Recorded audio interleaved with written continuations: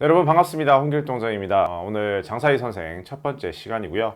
오늘 해볼 얘기는 지금 장사를 하면 안 되는 이유입니다. 세 가지 정도 여러분들에게 지금 장사를 시작하면 안 되는 이유에 대해서 말씀을 드릴 텐데요. 내용을 쭉 들어보시고 마지막에 제가 드리는 말씀을 듣고 그 다음에 결정을 하시면 좋겠습니다. 자, 첫 번째 이유는요. 세계 정세입니다.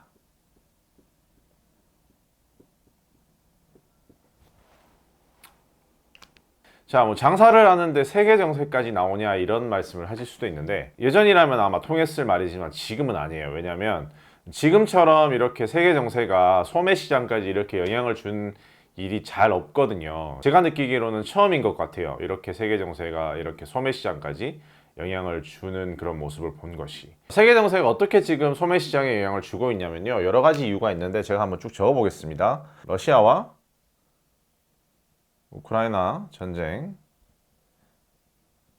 인도네시아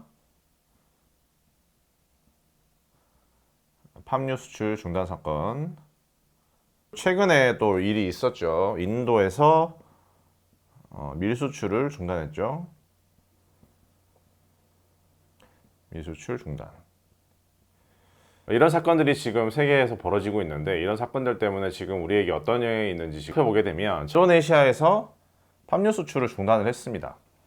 이 얘기를 좀 먼저 드리고 싶은데 한 일주일 전부터 여러분들이 이제 마트에 가서 그런 모습 보신 적 있으실 거예요. 뭐 식용유 판매를 제한적으로 하거나 식용유 가격 자체가 지금 거의 한 2배 이상 올랐죠. 2배에서 2배 반 정도 올랐는데 지금 이런 상황에서 인도네시아가 이제 전 세계에서 팜유 수출의 상당 부분을 차지하고 있는 나라인데요. 인도네시아에서 팜유 수출을 중단을 선언했습니다. 인도네시아 자체의 내수 시장에서 팜유 가격이 너무 올라버리니까 이제 나라에서 수출을 중단하게 이렇게 강제적으로 시킨 부분인데 속사정을 살펴보면 이게 식용유가 부족해서 벌어진 사태는 아니고요. 정치적인 어떤 결정들이 이 결정 과정 안에 포함되어 있는데 그 과정까지 아는 건 사실 뭐 그렇게까지 중요한 것 같진 않고요. 그냥 인도네시아 전 세계에서 가장 팜유 수출을 많이 하는 나라가 팜유 수출을 중단했다 정도로만 이렇게 아시면 좋을 것 같아요. 굉장히 위험하거나 뭐 극단적인 상황은 아니라고 합니다. 왜냐하면 기름을 만드는 원료라든지 이런 부분은 계속 수입을 하고 있다라고 하거든요. 그래서 지금 수요가 갑자기 급격하게 늘어남에 따라서 공급이 조금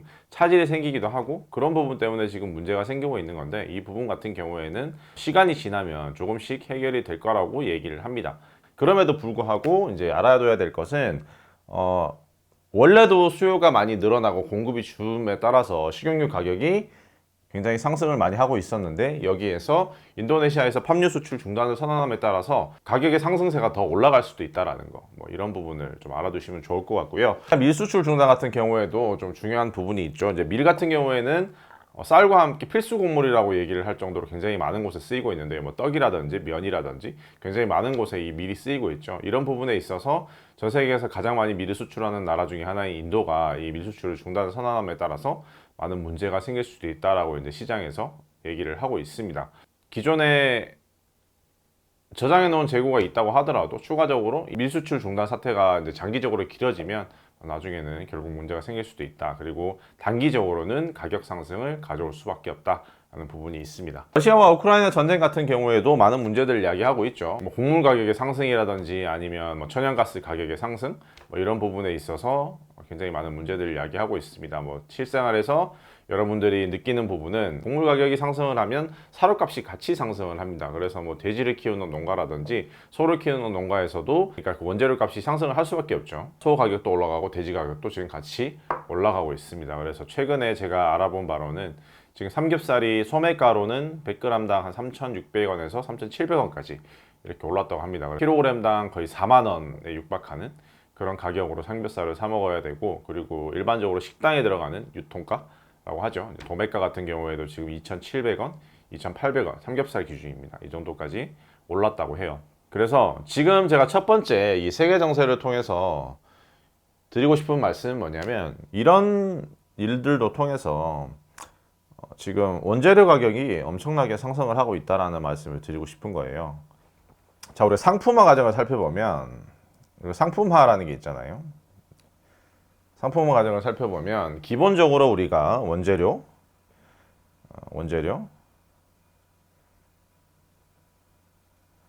원재료를 가지고 상품을 만들어야 되잖아요. 원재료를 가지고 이 가는 길에 있는 이곳은 이제 타켓이죠. 누구에게 팔 것인가? 누구에게 어떤 것을 팔 것인가?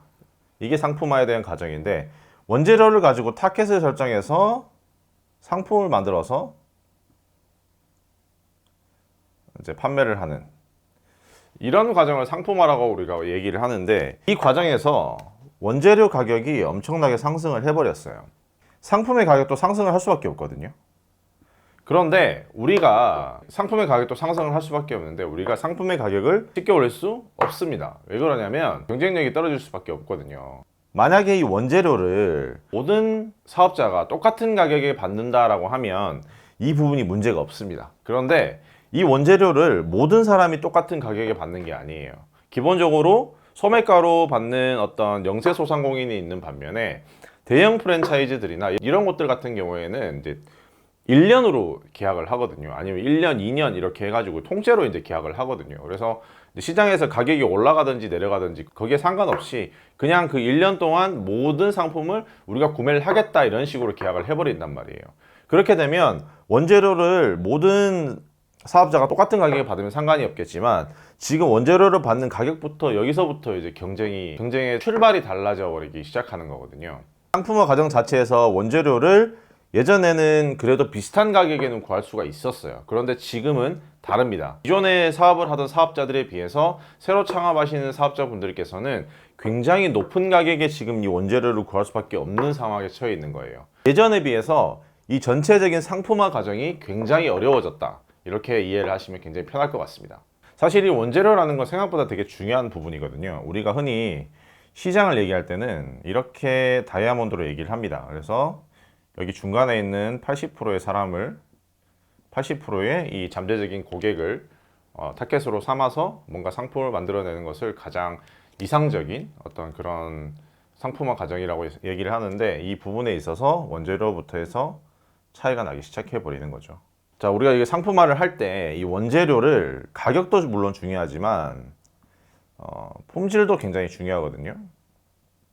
조금 더 비싸더라도 좋은 고기를 받을 수 있다면 이제 대부분의 대표님들은 조금 더 비싼 가격을 주더라도 좋은 품질의 고기를 받으려고 할 겁니다. 왜냐하면 그 조금의 차이가 진짜 좋은 상품, 명품을 만들어내거든요. 그래서 이렇게 할 텐데, 이 좋은 품질의 고기를 여러분들께서 만약에 이 품질의 고기를 유통업자가 우리 소매사업자들에게 납품을 합니다. 우리 소매사업자들에게 납품을 하는데, 이 유통업자가 지금 이 원재료가 수요는 많고 공급이 딸리는 상황이에요. 유통업자가 가지고 있는 원재료가 많이 없는데 저희 소매상인들에게 납품을 할 거 아니에요, 그죠? 그러면 어떤 사람들에게 먼저 납품을 해줄까요? 자, 기존 사업자와 새로 진입하는 사업자 중에 어떤 사업자들한테 먼저 납품을 하냐면, 이 기존 사업자들한테 먼저 납품을 해줍니다. 기존에 거래를 계속 하고 있었던 사업자들에게 납품을 다 해주고, 그 다음에 남는 게 있다면 새로 들어오는 신구 사업자들에게 납품을 해줍니다. 이 사람들도 결국은 장사를 하는 사람들이기 때문에 단골 고객들에게 더 신경을 많이 써줄 수밖에 없거든요. 꾸준히 오래 신뢰관계를 쌓아왔고, 지금 새로 장사를 시작하시려고 하시는 분들에게 어떤 상황이 펼쳐진 거냐면, 이 원재료를 비싼 가격에 사야 되는데 품질이 떨어지는 원재료를 살 수밖에 없는 상황에 처해 있습니다. 이 품질이 좋은 고기를, 품질이 좋은 야채를, 품질이 좋은 어떤 물건을 구하고 싶겠지만 그 물건을 구하는 게 쉽지 않아졌다. 그래서 이런 상품화 과정 자체가 현재는 새로 진입하시는, 새로 장사를 하시려고 하시는 분들에게 굉장히 불리한 상황에 처해 있다라는 말씀을 먼저. 그래서 이런 전체적인 상황이 기존에 있는 사업자들에 비해서 새로 진입하시려고 하시는 사업자분들에게 굉장히 상황이 불리하다, 뭐 이렇게 이해를 하시면 되겠고요. 첫 번째 세계 정세에 대해서 먼저 말씀을 드렸고요. 자, 두 번째 인건비 문제입니다. 자, 두 번째는 인건비에 대해서 말씀을 드리고 싶은데, 지금 사람 구하기 힘들다라는 말씀 여러 군데서 되게 많이 들어보셨을 거예요. 근데 인건비가 굉장히 많이 올라갔습니다, 여러분. 지금 최저임금을 먼저 말씀을 드리면 9,160원이에요. 2022년 최저임금이 9,160원입니다. 그런데 여러분 아셔야 됩니다. 지금 최저임금은 9,160원이 아니에요. 지금 최저임금은 여러분 11,000원입니다. 실질적인 최저임금은 11,000원입니다. 왜냐하면 9,160원에서 주휴수당을 줘야 되거든요. 주휴수당은 뭐냐면 이제 주에 15시간 이상을 일하게 되면 하루치의 임금을 더 줘야 하는 그런 법입니다. 그래서 5일을 일을 하는데 하루에 3시간씩 일을 한다라고 하면은 총 5일 동안 하루에 3시간씩 15시간 일을 하잖아요. 그러면 3시간의 임금을 더 추가해서 18시간의 임금을 줘야 하는 겁니다. 그러면 대충 계산을 해보면 시급이 한 11,000원 정도 나옵니다. 정말 제대로 장사를 해보고 싶은 대표님들이라면 이렇게 쪼개기 알바 시키지 않습니다.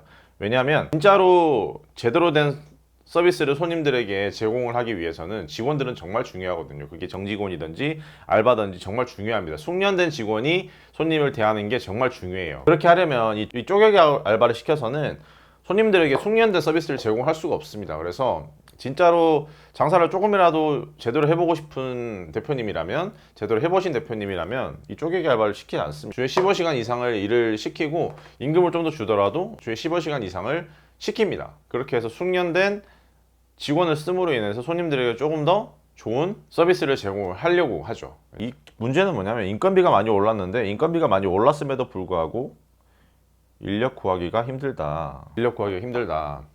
예전과 세태가 좀 달라졌다 보니까 뭐 단순히 힘든 일을 하지 않겠다 이런 개념으로 접근을 하시면 좀 힘듭니다. 인력 구하기가 힘들다라는 말은 무슨 말씀이냐면, 본인에게 가치가 있는, 본인 인생에서 가치가 있는 일만 일을 하려고 하는 그런 문화가 지금 완전히 정착이 되고 있는 그런 기간이라서 그래요. 이 정도의 돈을 받고 내가 할 가치가 있느냐 없느냐에 하는 판단 기준이 예전보다 그 기준이 높아져 버리니까 알바를 구하더라도 내가 시간을 투자했을 때 내가 원하는 만큼의 수입이 나오는가, 내가 원하는 만큼 즐겁기도 한가, 그러니까 좀 덜 힘들더라도 내가 즐거운 일을 하려는 그런 사람들이 훨씬 더 많아졌고, 뭐 이런 복합적인 이유 때문에 인력 구하기가 힘들다라는 말이 나오게 됐습니다. 이 부분은 나중에 제가 따로 한번 알바가 왜, 여러분들 가게에 왜 알바가 구해지지 않는지, 왜 구한 알바마다 도망가는지 이 얘기에 대해서는 나중에 제가 따로 한번 레슨을 하도록 하겠습니다. 이렇게 해서 인력 구하기가 굉장히 힘들어졌다라는 말씀을 드리고, 이 인력이 없으면 사실 돈을 벌기가 되게 힘이 들죠. 왜냐하면 나 혼자서 할 수 있는 것은 한계가 있으니까요. 결국은 이렇게 같이 일할 수 있는 사람이 있어야 조금 더 많은 손님을 받고 많은 물건을 판매할 수가 있는데, 이 인력 구하기가 지금 굉장히 힘들어졌다. 인건비가 높은데도 불구하고 인력 구하기가 힘들다라는 그런 상황이 펼쳐지게 된 것이죠. 자, 이 세계 정세로 인해서 원재료 가격이 굉장히 비싸졌다. 원재료가 비싸요. 여기에 플러스해서 인건비도 비쌉니다. 임대료, 세금, 이 모든 걸 합쳐서 이걸 판매해서 이걸 가공, 판매해서 수익을 얻는 과정을 우리가 장사라고 합니다. 장사라고 해보자고요. 지금 장사 수업 시간이니까 모든 과정을 장사라고 해보자고요.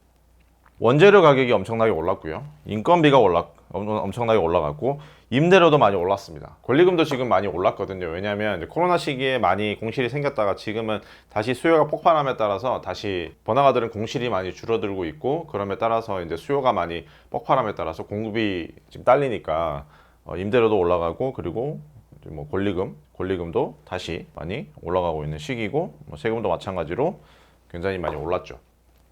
이런 전체적인 과정을 가지고 가공을 해서 판매를 해서 수익을 얻게 되는 건데, 이게 많이 오르니까 판매를 해서 수익을 내기가 굉장히 힘들어졌어요. 가공하는 과정 자체도 굉장히 힘들어졌고, 이 가공을 해서 판매를 해서 수익을 내는 것도 굉장히 힘들어졌습니다. 예전에 비해서 굉장히 많이 힘들어졌다. 이게 잠깐 있는 어떤 현상인가라는 부분에 대해서는 사실은 잠깐 있는 현상은 아닌 것 같아요. 이 모든 걸 통틀어서 코로나라는 커다란 사태를 겪으면서 이런 모든 사건들이 같이 이제 발생을 하고 있는 중이거든요. 자, 지금까지 제가 말씀을 드렸던 부분을 잘 생각을 해보시면, 이 모든 부분을 다 본인이 극복을 할 수 있다라고 생각을 하시면 창업을 하시고 장사를 시작하시면 좋아요. 잘 될 겁니다. 포스트 코로나 시대라서 이제 바로 얼마 전에 이제 코로나가 조금 끝나가는 그런 느낌이 있잖아요. 이제 전 세계적으로 수요가 엄청나게 지금 상승을 하고 있는 시기입니다. 공급은 딸리고요. 전 세계적으로 동일하게 지금 발생하고 있는 상황입니다. 그래서 지금 거리에 나가 보셔도 아시겠지만 그동안 이제 외식을 하지 않았던 사람들, 그리고 술을 마시지 않았던 사람들, 그리고 뭐 어떤 문화생활을 하지 않았던 사람들, 그리고 최근에 있는 어떤 대학 축제들이나 이런 장소만 가봐도 굉장히 많은 사람들이 밖에 나와가지고 이런 문화들을 즐기는 모습을 보실 수가 있는데, 이런 모습 자체가 지난 2년 반 동안 쌓여왔던 어떤 그런 억눌려왔던 그런 감정이나 욕망들이 발산되는 그런 시기거든요. 그래서 지금은 이 포스트 코로나 시기라서 수요는 굉장히 높고 공급이 떨어지는 시기라서 어떻게 보면 기회이기도 하지만 위기이기도 하거든요. 왜냐하면 이 수요라는 게 결국은 계속 폭발할 수도 없는 것이고, 이 공급은 언젠가는 맞춰지게 될 것이기 때문에 지금 만약에 제가 앞에 드렸던 그 과정을 본인이 충분히 극복하고 만들 수 있다라고 해서 지금 창업을 하시게 되면 괜찮은 시기예요. 수요가 지금 많기 때문에 조금 더 편안하게 창업을 하실 수는 있으실 겁니다. 그럼에도 불구하고 제가 드리고 싶은 말씀은 뭐냐면, 지금은 공급이 굉장히 힘들다. 이 시스템을 만드는 게 굉장히 힘든 그런 시기입니다. 물론 어떤 힘든 환경에 있든지 자신만의 해답을 가지고 있고 자신만의 길을 만들어낼 수 있는 사람은 있습니다. 이런 사람들이 있습니다. 근데 이런 분들 같은 경우에는 사실 뭐 제가 이렇게 드리는 말씀, 제가 하는 이 강의를 보실 필요도 없죠. 그냥 자신이 믿는 대로, 자신이 옳다고 생각하는 대로 밀고 나가시면 되니까요. 근데 아직까지 본인에 대해서 확신이 없고 내가 하려고 하는 장사나 내가 하려고 하는 창업에 대해서 확신이 없다면 지금 제가 드리는 말씀을 좀 귀 기울여서 한번 들어봐 주셨으면 좋겠습니다. 오늘 첫 번째 시간인데, 오늘 첫 번째 시간에 제가 왜 이런 말씀을 드리냐면, 본인이 장사를 성공을 하든지 실패를 하든지, 창업을 성공을 하든지 실패를 하든지, 이런 전체적인 상황이나 환경을 보고 알고 나서 시작을 해서 망하는 것과 알지 못하고 시작을 해서 망하는 건 차이가 있습니다. 그리고 그 과정에서도 분명히 차이가 있고요. 이런 상황을 본인이 알게 되면 준비라는 걸 할 수가 있거든요. 준비를 한 사람들은 이걸 극복할 수가 있습니다. 결국은 문제라는 것은 원인을 알아야 해결을 할 수가 있는 부분이거든요. 왜 나에게 좋은 물건을 주지 않을까? 왜 이렇게 원재료들은 가격이 높을까? 왜 사람들이 안 구해질까? 왜 우리 직원은 구해지지 않을까? 이렇게 해서 물음표만 자꾸 때리는 것보다는 차라리 이런 전체적인 상황을 알고 계시면서 느낌표를 때리실 수가 있어야 돼요. 장사라는 것은 결국은 물음표만 계속 때리고 계시다가는 망할 수밖에 없는 부분이거든요. 그래서 오늘 첫 번째 시간은 이 전체적인 상황을, 전체적인 어떤 그런 지금의 상황이 어떤지에 대해서 전체적으로 브리핑을 좀 해드리는 시간을 가져봤고요. 뭐 이런 부분은, 이런 상황에 대한 파악은 제가 보는 시각입니다. 그래서 여러분들이 보는 시각은 다를 수가 있어요. 자, 오늘부터 해서 여러 가지 부분에 있어서 제가 알고 있는 부분에 대해서 강의를 해드리기도 하고, 현장 학습을 통해서 극복하신 분들의 이야기를 들어보기도 하는 그런 컨텐츠를 앞으로도 계속해서 만들어 나갈 생각이니까요. 앞으로 장사를 하실 생각이 있으시거나 창업의 꿈이 있으신 분들은 구독과 좋아요 그리고 알람 설정을 눌러주시고, 영상이 올라오면 시간을 내서 보시면 도움이 될 수 있는 영상을 만들 테니까 앞으로도 꾸준히 지켜봐 주시면 감사드리겠습니다. 자, 이상 홍길동정이었고요. 다음 영상으로 다시 찾아뵙겠습니다. 고맙습니다.